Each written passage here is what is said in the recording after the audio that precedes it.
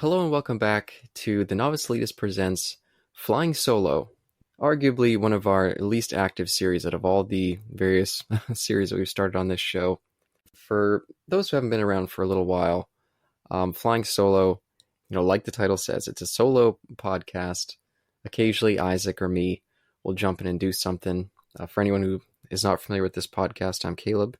And every now and again, we have a topic that it doesn't really make sense to go over with the two of us. Sometimes we'll, do interview style for something that the other person hasn't seen, and we'll, kind of go about it that way. But for certain projects, that doesn't really make sense. And this one in particular is another example of that. So before I fully explain what this is, I'll give a little bit of a preface. So generally each year, I try to reach a reading threshold of about at least 20 to 22 books a year. That's what I try to stick to at the very least. And for the most part, I've been able to stick to that. But 2023 was more of a rough year. There was just a lot going on, and reading was not anywhere near the top of my priorities. And so around October, I realized, oh shit, I need to read. I think it was either 7 or 8 more books to meet my goal for that year. And so in those next 3 months, I scrambled, and ultimately I didn't quite make it. I think I ended up with 17 books that year. And during that time, I did read several fun books. Of course, I did Dune like I do every year.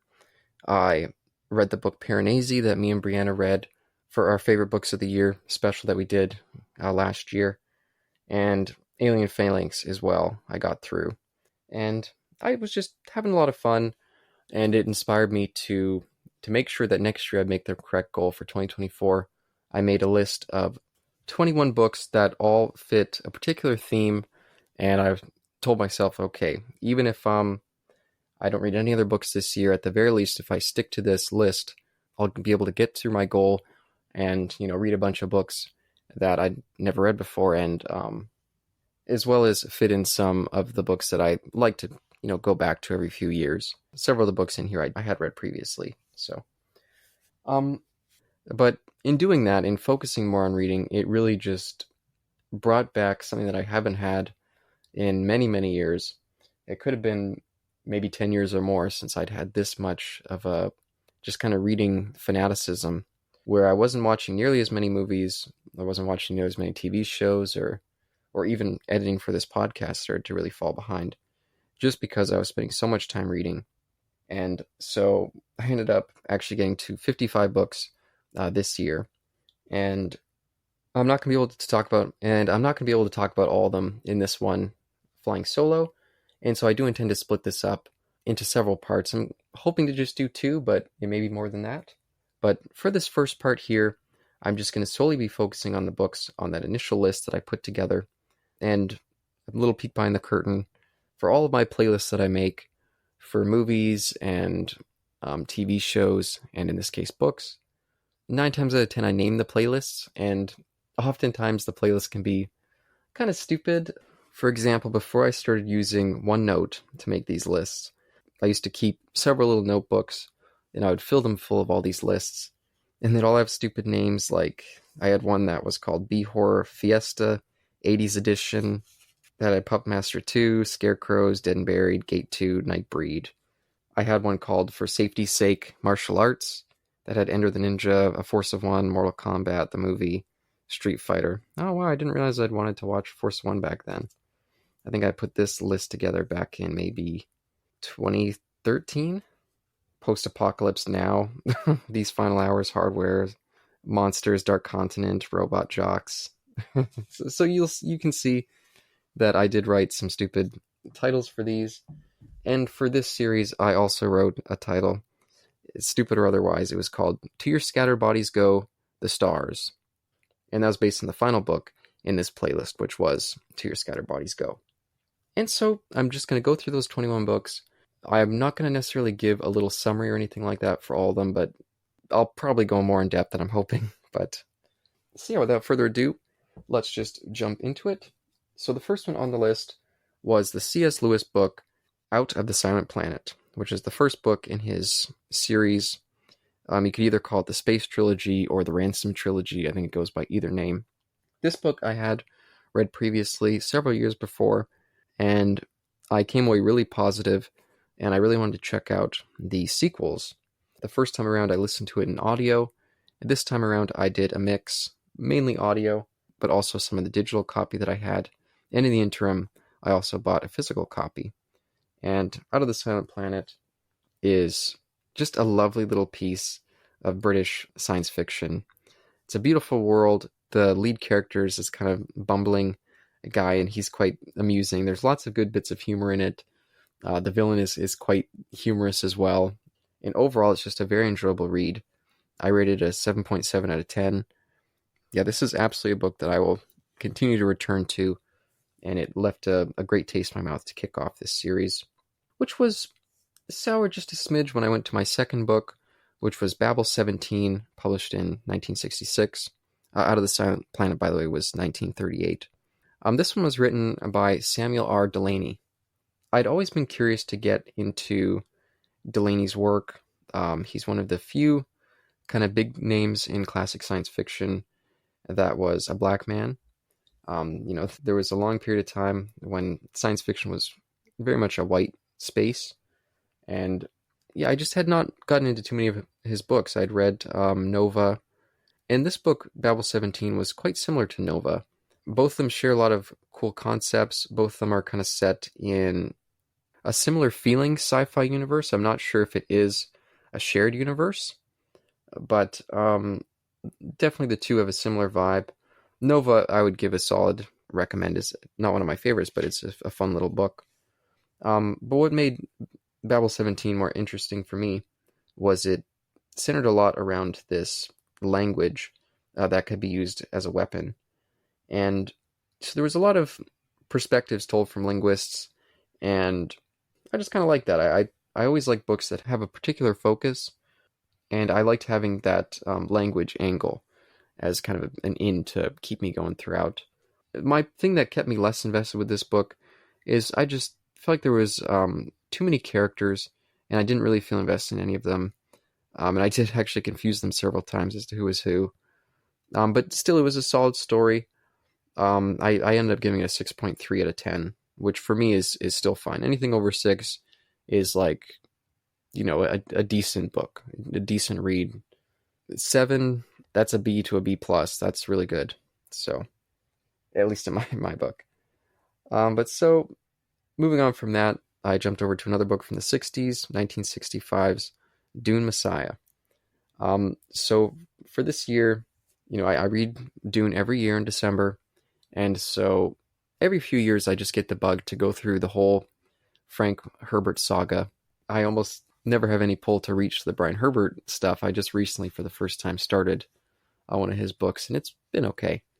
But I just felt like I wanted to go through and, revisit them all, particularly those last two, Chapter House and Heretics, because I'd had a lot of struggles with them previously, and I was kind of hoping that this time around that would turn out differently.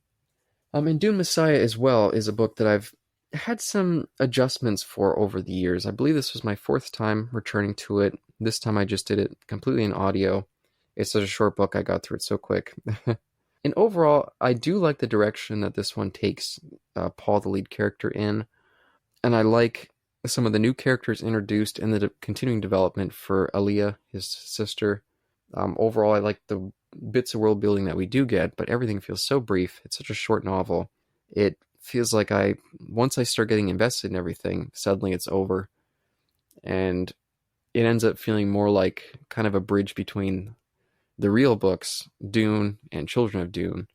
And Dune Messiah is just kind of, the little path you have to walk along if you want to get to the real next installment. And that's a shame, considering that both those books are great. That Dune Messiah is just kind of there. But that was the end of that little 3-piece set. What I did is I always did a little set of 3, and then I would say, try to read something in between here before you jump to your next set. Because I was expecting to not be reading anything but this list, but it turns out that in between it was usually like 5 or 6 books before I would get to my next set. So it was quite a while after listening to Dune Messiah that I finally jumped over to my next audiobook, which was Foundation, 1951. I had always been kind of curious about Foundation. For whatever reason, whenever I would read the premise, I would just push it further down on my read list. I'd be like, oh, maybe it's finally time to get to Foundation. Oh, what's that premise again? Oh, yeah. Maybe what else is on my read list? That's usually what would happen. And so that's why I pushed on this list so I could finally force myself to get to it. And I was surprised to discover this one was a collection of 4 short stories rather than a full-fledged novel. And so I had the thing that I usually do with these kind of anthology type sets, where you like some stories and some of them just don't do as much for you.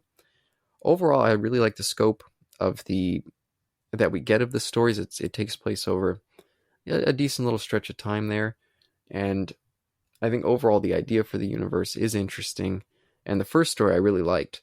But like I often feel with short stories, right when I started to really get a groove for that first story, we ended it and switched to the next one. And I love the second story. I thought it was really, really good. I kind of wish it was its own standalone novel, because the third and the fourth, they just didn't do it as much for me. It was a disappointment after that second one, which I really liked. And so I'm kind of hoping when I get to the next Foundation book that it'll be more of a straightforward narrative instead of this kind of 4 stories building into one kind of thing. Again, not to say that doesn't work. Me and Brianna covered How High We Go in the Dark on this podcast, and that was a big collection of short stories, all kind of just filling out the fabric of this kind of apocalyptic event. And that book was just fantastic. So it can work. Foundation, I ended up giving a 6.8. Oh, and by the way, for Dune Messiah, even though I gave it some knocks, I still gave it a 7.1. So maybe that's telling. I still think it's a damn fine book. Next one, this one was also in audio. I guess I should say, for this list, a lot more of these are going to be in audio as compared to my just random read list, because for the random reads, I was looking more at my bookshelf and being like, okay, what's on my bookshelf that I really want to get to that's been sitting there for years and I've never gotten to.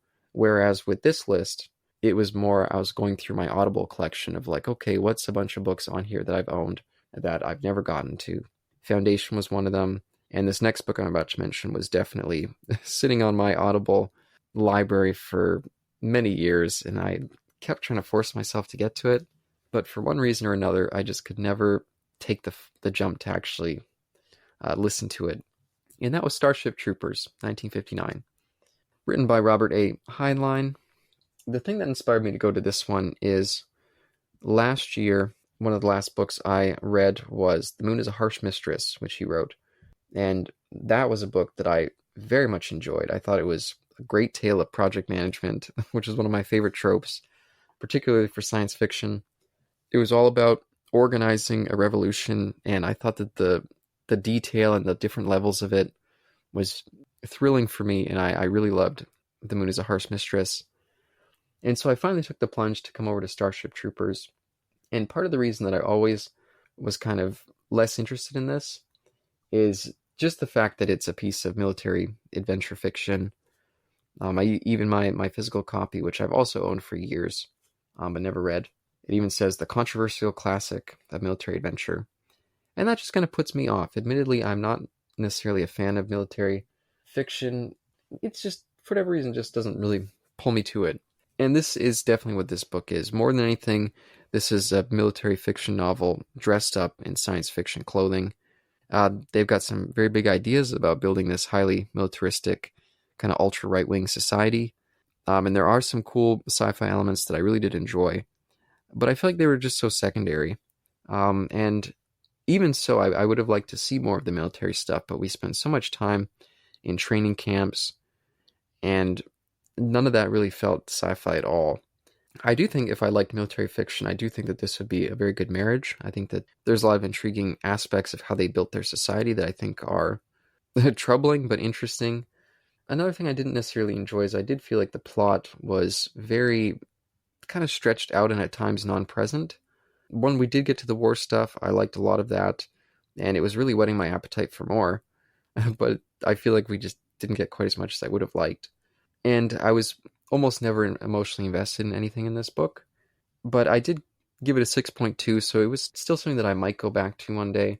I think there was a lot of elements of it that I quite liked, and just seeing this very, like I said, kind of troubling world was interesting. It was yeah, just a different perspective that I found interesting to spend some time with, even though I found it troubling.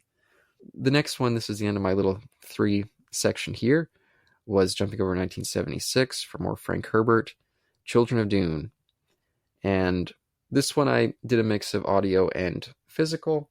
Of course, I own all of the original Dune books in a physical copy, so anytime I'm going through them, I do like to just sit down and, read at least a little bit of it in the physical edition. But I did definitely do audio for more of this one. And Children of Dune is just a great follow-up to Dune Messiah and the original book. So many plot lines I feel like come to a very interesting head here.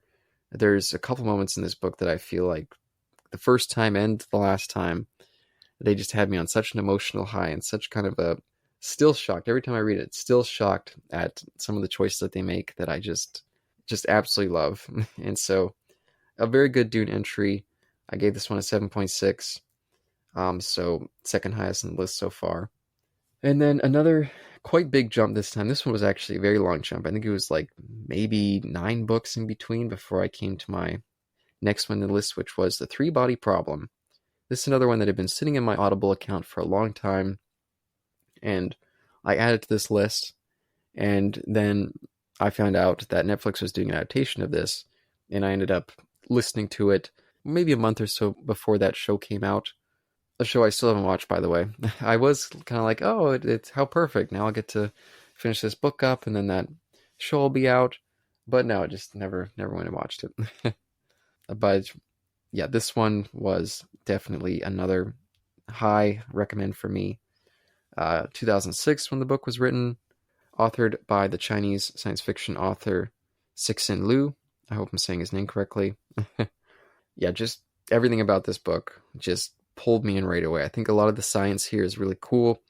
There's this mysterious video game element to it that I did not expect coming in, that I found intriguing and hilarious at times.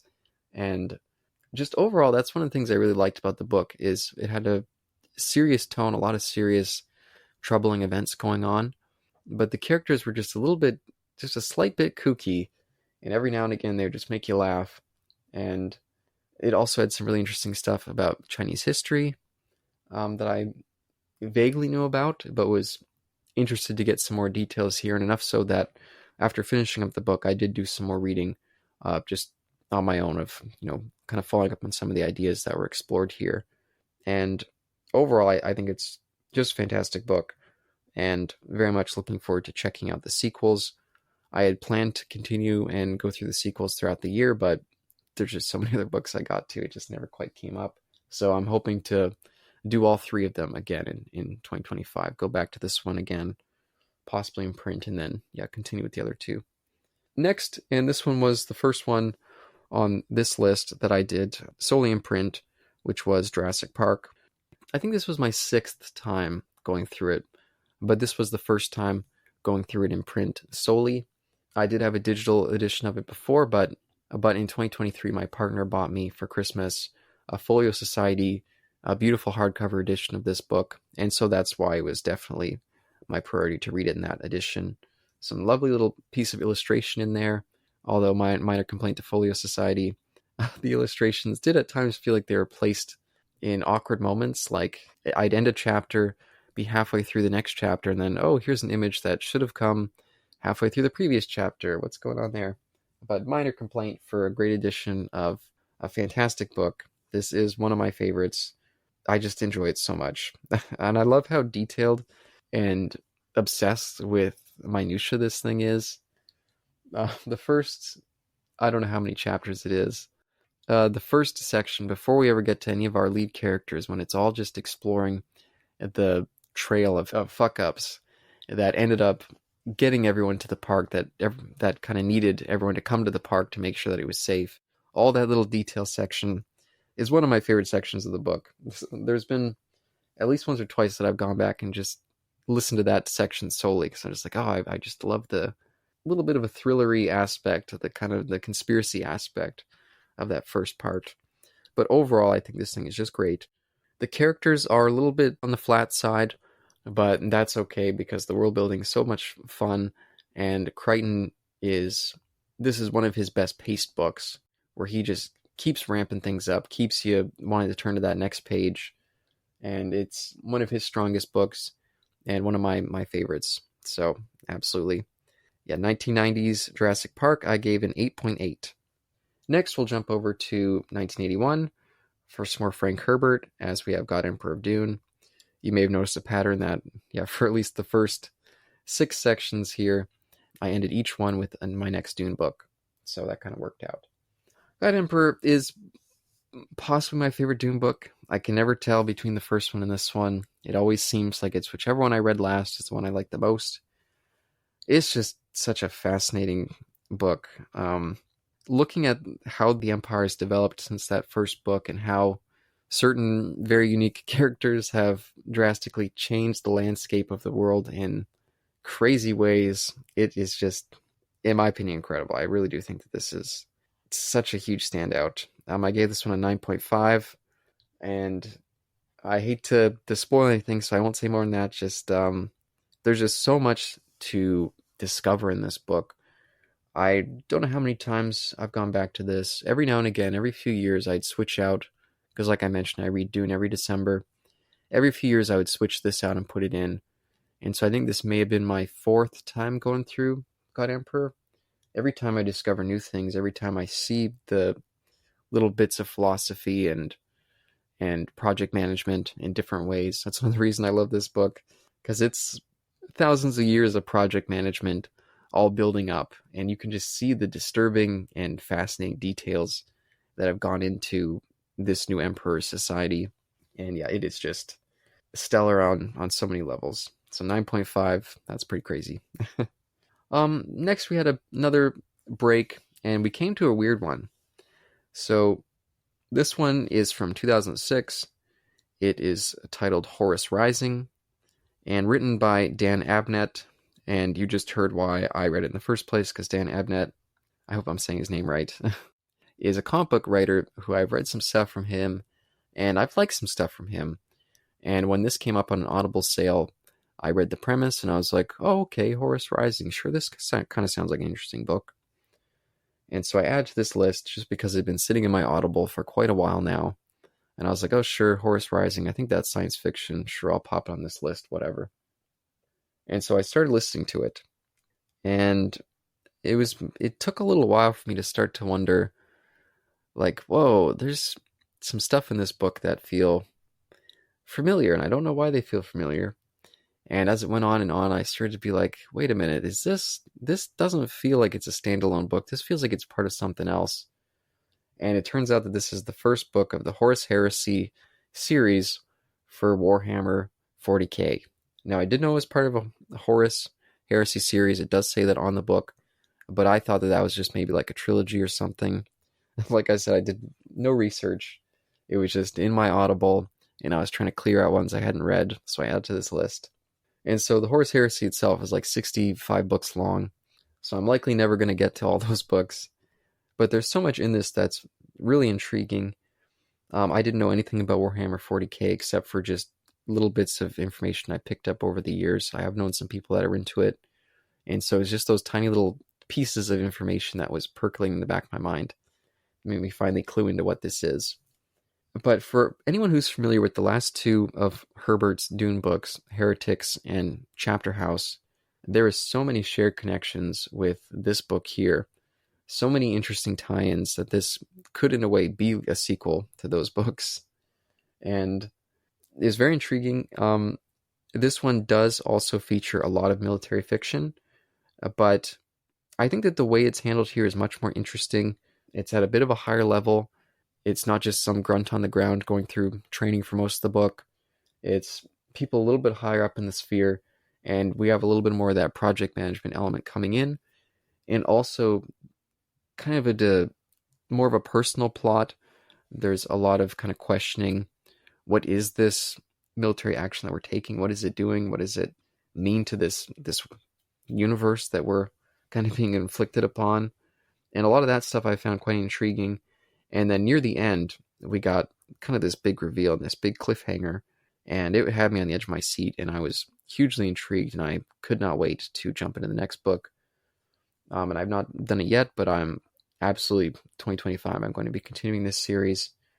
Like I said, I don't think I'll ever get to the end of that 65 book Horus Heresy, but most certainly I'm left very intrigued, and I can't wait to continue.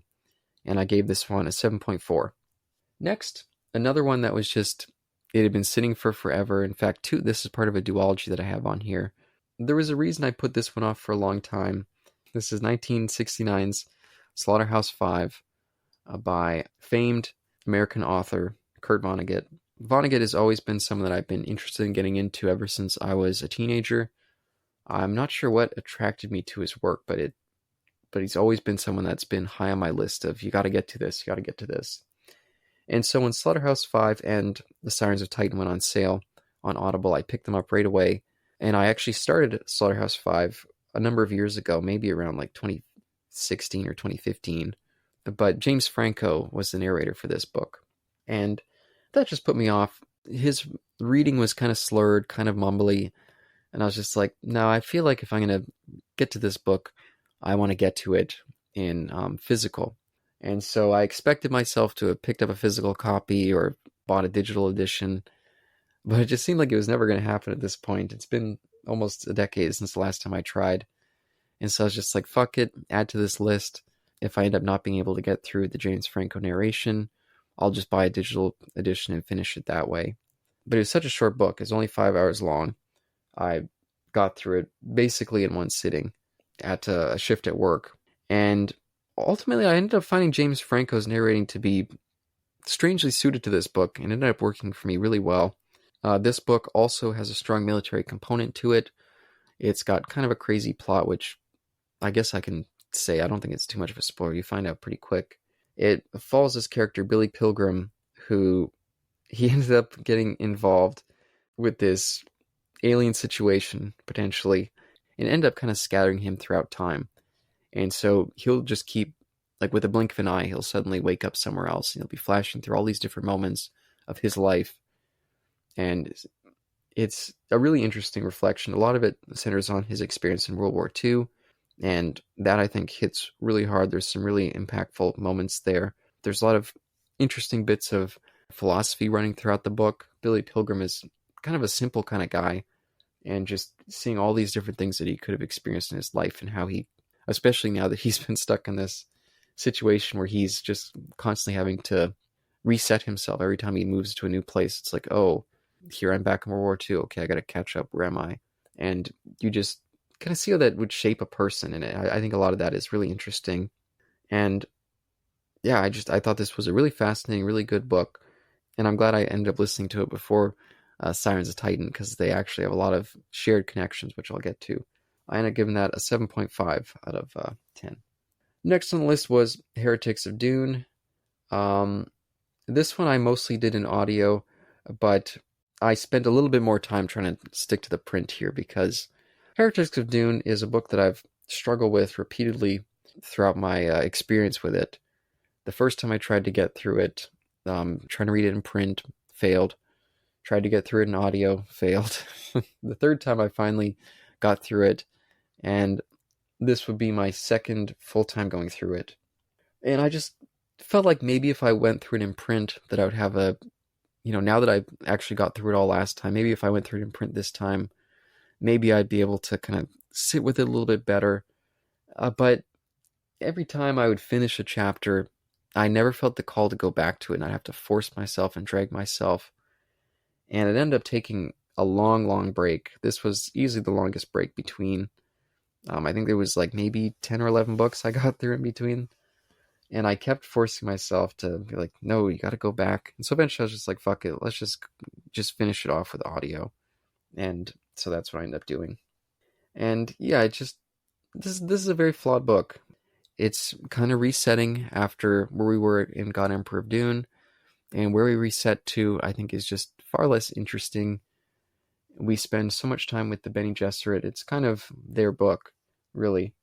And they, in a way, feel like kind of a militaristic order. They have very strict kind of control over each other in ways that I just find a little bit off-putting in such lengths.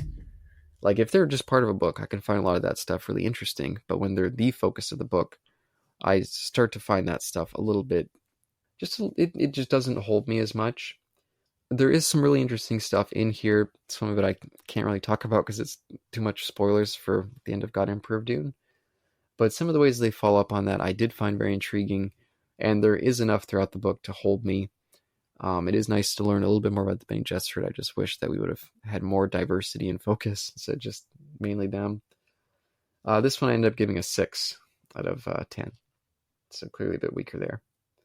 Next, I followed up on my Space Trilogy or Ransom Trilogy by C.S. Lewis by going to 1943's Perelandra. And this book I couldn't have been more excited to get to. In the interim, I had bought my physical copy, and so when I started up, I did do some of the reading in print and in audio. And for a while in this book, I was very intrigued. I think that the planet that it's set on, in Out of the Silent Planet, they're on Malacandra, which is Mars, and then this one they're on Perelandra, which is Venus. A lot of the stuff in this book early on was really fascinating, and I loved the world building. But as it went along, it became very clear that the time period that this book was written in, 1943, had changed C.S. Lewis and changed what he was trying to do with this space trilogy very much so.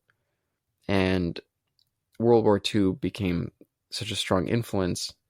And the book became kind of this very on the surface Adam and Eve storyline. At first I thought it was subtext, and then it just became text.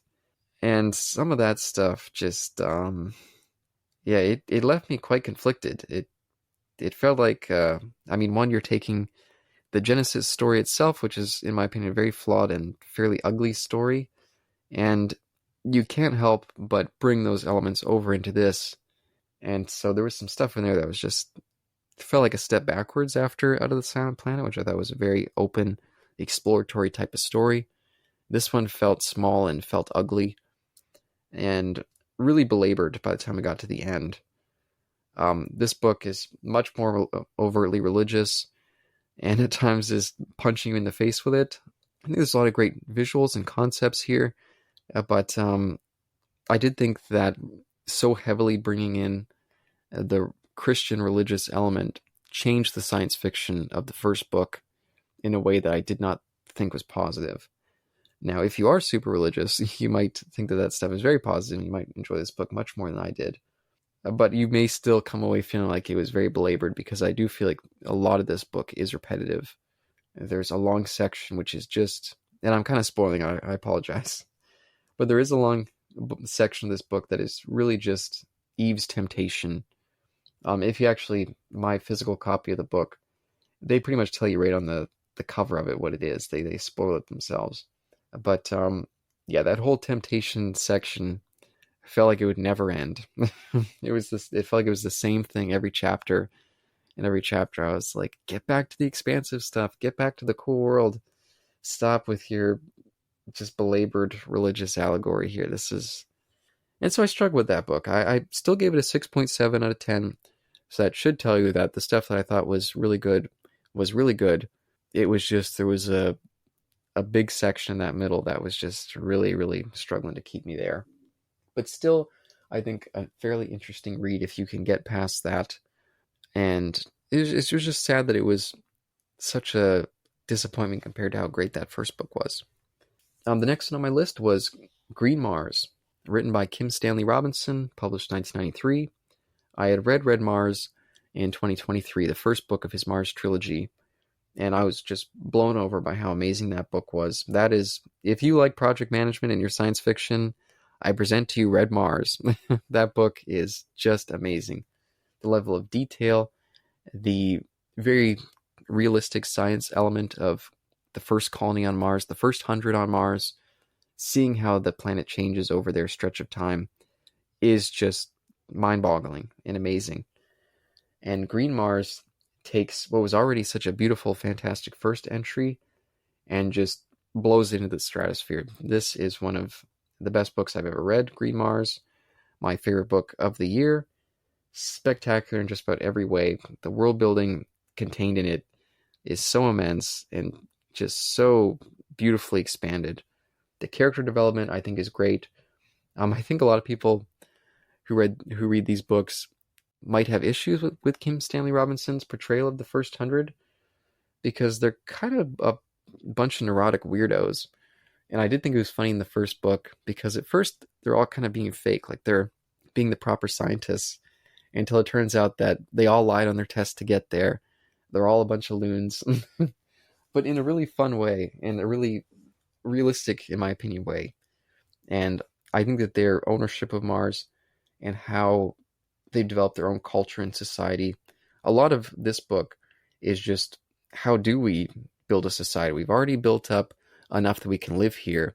Now what the fuck do we do that we're here? How do we, take control of this planet for ourselves and make it our own? And what does it mean to be a Martian? And it is, like I said, it's my favorite book of the year, easily.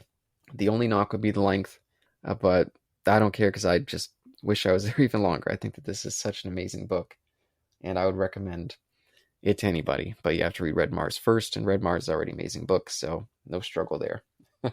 And the last one of this little section is Chapter House Dune, published 1985 by Frank Herbert. The conclusion to his epic saga, and it ends on a cliffhanger. This prospect would be much worse if these last two books felt more in line with the first four, but because these two are just a little bit more odd, a little bit lesser in my opinion, I don't mind as much. And Chapter House Dune also ends in a way where the cliffhanger feels perfectly in tone with the theme that, especially these last two books, but kind of the whole saga was building to. And so, even though it leaves you with kind of this like, oh, it's so frustrating, what an intriguing idea at the end, themes that they were slowly building throughout the book, it leaves you with this big tantalizing question.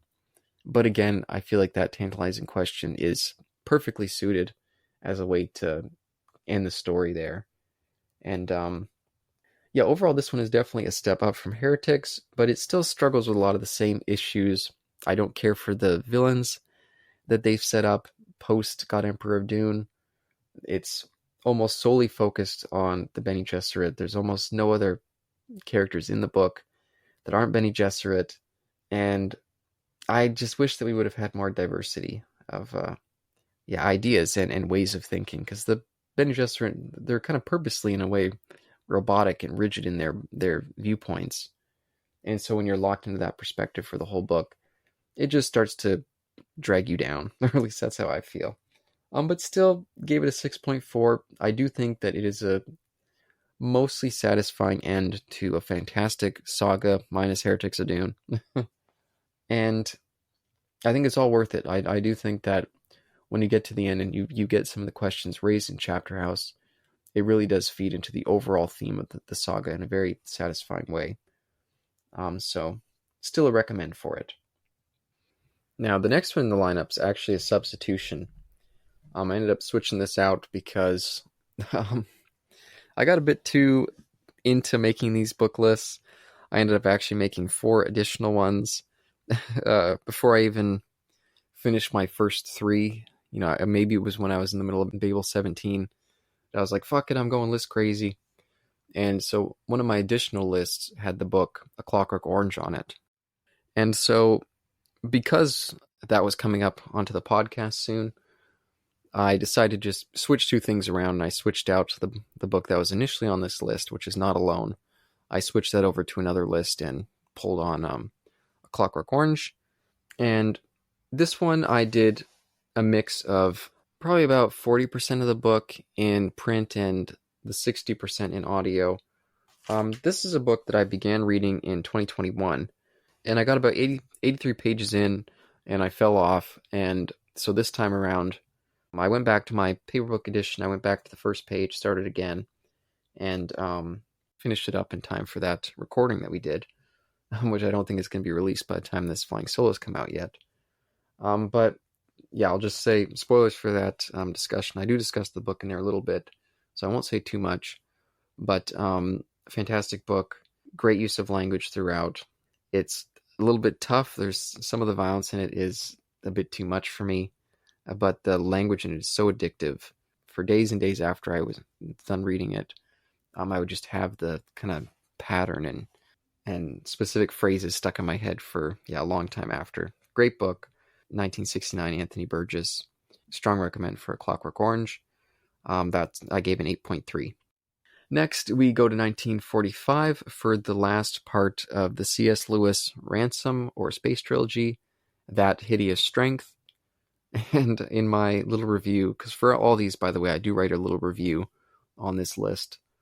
I wrote the first line was "that hideous novel," and I said, "Just kidding," kind of.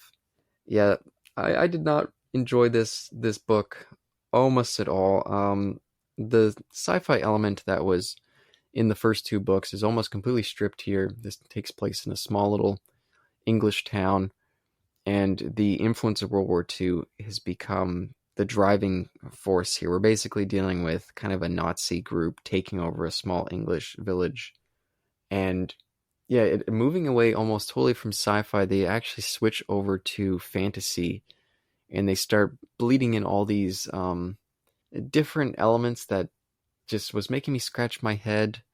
More spoilers, I guess, for these books are old enough, and I don't think anyone cares about them that much. At least I honestly don't know. But they start bleeding in some Arthurian legend stuff in there, and all of it was getting weird. The book Ransom is no longer the lead character. Instead, the lead character is this housewife whose husband is getting tied up with the Nazi group. And there was a lot of weird, awkward messaging there about how she was trying to be a modern kind of feminist woman, when really what she needs to do is get in line and respect her husband, and maybe he won't be fucking up so much if she was just a better wife to him. That's a little oversimplifying, but still some uncomfortable stuff in there, and it was just an unpleasant read. It was very drawn out. The plot I did not find engaging. I missed the sci-fi element. I missed Ransom. I mean, he was in it, but nowhere near as much as I would have liked. And it was easily my least favorite book on this list. I gave it a 4.3 out of 10. So, yeah, mostly I just found it to be a slog. Next was Do Androids Dream of Electric Sheep, 1968, Philip K. Dick. This one I did in audio, and this was such a fun read. I'd actually had sort of read this previously. I had this thin little paperback version, and I read it maybe around 2010, 2009, maybe something like that, around there. And after I got to the end of reading it, I was kind of like, oh, that was a interesting book and interestingly kind of disjointed and weird. And I was like, I don't know. I always thought that this was going to be like a great science fiction novel, but it was kind of strange. And then when I got to the last page of the story, I flipped over and I was expecting like an author's note, but instead it was all these kind of like, here's something to think about, here's something to question when you consider this book. And I was like, what is all this? And I realized that I had an abridged kind of like Cliff Notes University edition of it. I think the book was like 150 pages or something like that. It was really thin. And I was like, oh, fuck, I just wasted my time reading an abridged version. No wonder it felt so disjointed. And so to finally come back to it, read the proper one, I surprisingly still remembered a lot of pieces of it. They did contain the overall whole plot in there. It was just so much of the details and so much of the world building that they left out. And coming back to it this time around, I do think it was just a great book. I loved the concept of mercerism in it, this religion that they had. I think that brought a lot of really interesting elements in there, and I wish that would have been included in the movie, or one of the movies. Overall, just a great book, and would give it a strong recommend. That I gave an 8.4. Next was A Sirens of Titan. It was kind of funny how much this book was tied into Slaughterhouse-5. The element of a character being mixed out of time, where they would just appear in all different places, that was in this book. They both featured the same planet, Tralfamador, but kind of different versions of it. And overall, this book had almost none of the tone from that other one. It still dealt with a lot of themes of, being a soldier and being kind of a victim of a machine that doesn't care about you. But overall, this book had a much stronger comedic element. It actually felt very much in line with The Hitchhiker's Guide to the Galaxy, which I'll talk about in my second part, because I did actually read that book this year as well. Lots of really funny bits of language. They even had kind of a text thing that would run through that felt very similar to Hitchhiker's Guide. A big scope, really funny, really imaginative, And Sirens of Titan, I thought was a great book and very much would be another one that I would give a strong recommend. This one I gave an 8.3 out of 10. And coming down to my last two, the next one was the third part of Kim Stanley Robinson's Mars trilogy. This one was Blue Mars, published in 1996. This one I also went through in audio, and this one was a bit of a difficult listen for me. This one took place over a much wider span of time than the first two, and I guess mild spoilers for this series. The first 100 are the core characters throughout these three books. We kind of jump around from all their different perspectives. We don't see all of them. We do have our kind of core cast, but it's a large cast, and each book kind of gives us something new for the different ones in it. And the perspectives in this one I thought were just great. I really liked switching to some characters that we hadn't spent that much time with in a while, and getting to see how they've changed and grown over a very large span of time, I thought was just great. But this one was really tough because it was coming down to the worlds had moved past this first 100, and they were all getting very old, and a lot of them were starting to die off. And so the book was a lot about kind of just the passage of time and, moments past or, remembered or forgotten, and friendships lost and rekindled. And it was just a very emotional book to get through. It was really tough. The way that they made the passage of time go, there was so much rapid expansion, all these incredible ideas happening. But because our characters had gotten so old, it was almost like they were happening at such a clip that they couldn't keep up with, and I couldn't keep up with. And I thought that effect was really interesting. And it just made me not want to get old. But more incredible world building. Kim Stanley Robinson, he fucking thought these developments out very well and very intriguingly. But at the core, it was just the emotions of these characters. They're getting to the end of their chain, and having spent so many hours with them, these three books are not short, and you really get invested, or at least I did. And so, going through this book, man, it was tough. And when we get to the final page, it had such a kind of a beautiful impact for me that it felt like it was sitting on my chest for a while, and it was tough. That one I gave an 8.9. I do feel like it started to just get a little bit too ambitious at times, where its point of views would go. They introduced a couple new characters, some of the kids of the first 100. They introduced them in the previous book, and we spent a lot more time with them this time around.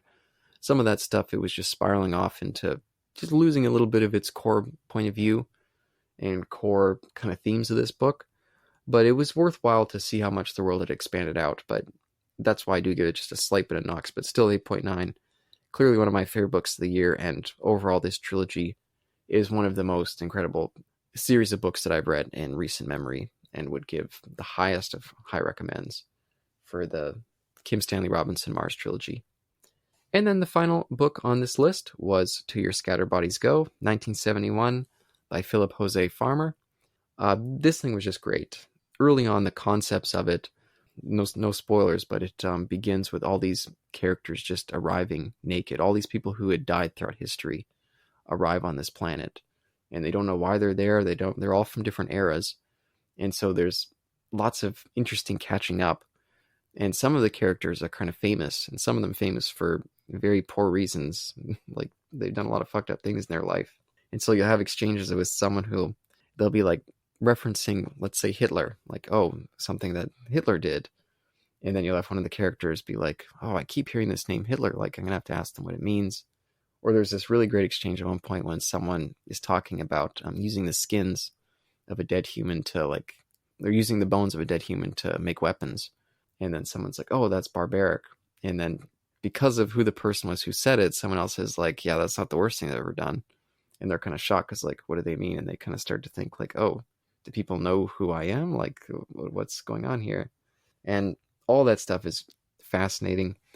The concept of this river world, by the way, this To Your Scattered Bodies Go is the first part of a series called River World that Philip Jose Farmer wrote. And lots of really interesting ideas, fascinating, varied characters. it's kind of crazy how ugly and how quickly it gets ugly. This new river world, it really spirals into some crazy violence. And that is the one thing that I would give a knock to, is it eventually becomes a very action-oriented book, which it didn't seem like that at first. And I'm not that hugely into action books. Just like I'm the same way with movies. Sometimes I just get kind of less interested in just a whole bunch of stuff going on that doesn't feel like it's advancing character or plot. And this book did have a little bit of that partway through, but still lots of really fascinating ideas and characters. And I'm very much looking forward to jumping into the rest of the series. And it was kind of a shame that this one ended off in such a way that it was like, it almost felt like the book didn't fully end. It was just like, okay, it stops here, jump into the next chapter in a separate book, which I never love. I prefer a book to wrap itself up a little bit more tidily, but still very few complaints for a great book to end off a great series. I gave this one an 8.4, just a fantastic piece of classic science fiction. And that ends off this first part of my look at all the books I read in 2024. This To Your Scattered Bodies Go to the Stars series was such a riveting experience. There's so many books in there that I'd been meaning to get to for a long time that I'd heard about, but didn't really know too much about them. And having that kind of drive and knowing exactly what you're going to be reading next time, it really built up excitement. So I'd be like, oh, Horus Rising is coming soon. Like, oh, I can't wait to figure out what the hell that book is. It really motivated me to not just keep coming back for these books each time, but to jump out and kind of explore all these different other books. Because this was very much specifically focused on science fiction. But I'd read a book that would maybe have more of a horror tinge, and I'd be like, oh, I want to get back to some horror fiction. Or I'd read like an older book, and it'd make me be like, oh, I wish I could go back to some other older science fiction or older, literary prose or horror. And so it really pushed me to branch out, and I think it was a very successful experiment, and one that I'm very much planning to continue next year into 2025. But so that's where I'm leaving it for now, and tune in for my next episode of Flying Solo, and hope you all had a happy new year and are looking forward to doing some more reading in 2025. Catch you on the next one. Peace.